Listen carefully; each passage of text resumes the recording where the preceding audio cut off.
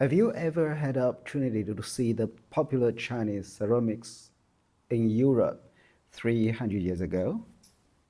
Let me share with you one exhibition in Jingdezhen China Ceramic Museum.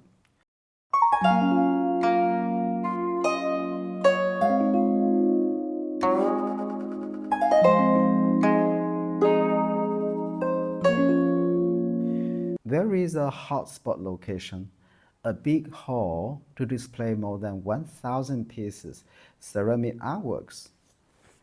All collections are purchased back by China Ceramic Museum from the owners of England and the Netherlands, France, Denmark, Austria, Spain, Switzerland, and United States. The subject of this exhibition is Homecoming Silk Road Porcelain Odyssey. China Ceramic Museum organized this year-round exhibition with purpose to show to the public some valuable porcelain artworks made in Jingdezhen, China during the past 300 years. These porcelains were originally sold to Europe, taking a long journey of Silk Road. And now they are back to China finally in a long journey. Let's imagine this. 300 years back, Chinese ceramics were the talks of towns in Europe. Let's review a brief history story with you. The East India Company of the United Kingdom and Netherlands and more were in the international business with China. Can you believe that there were 300 million pieces of Chinese porcelains having been exported to Europe and distributed worldwide? There were three main products very popular at that time. They were silk, tea, and porcelain, famous made in China. All tea had been consumed. The silk not easy to keep a long time.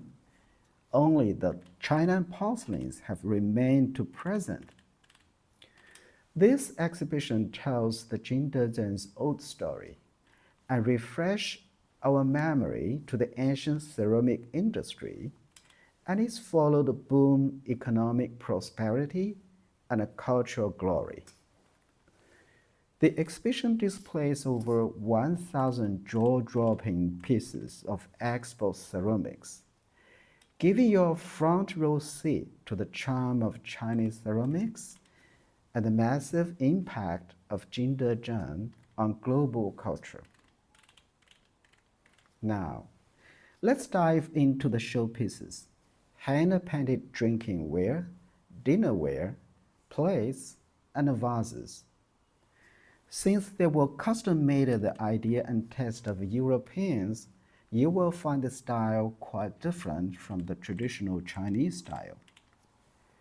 Craft-wise, it's all about overglazed polychrome, hand-painted with themes that Europeans went crazy for: cultural vibes, pastoral poetry, and scenic landscapes.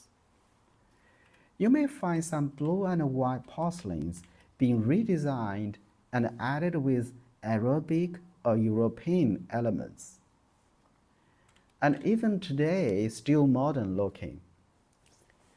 The collection did not show many traditional Chinese contents, such as plum blossoms, bamboo, chrysanthemums, and peonies.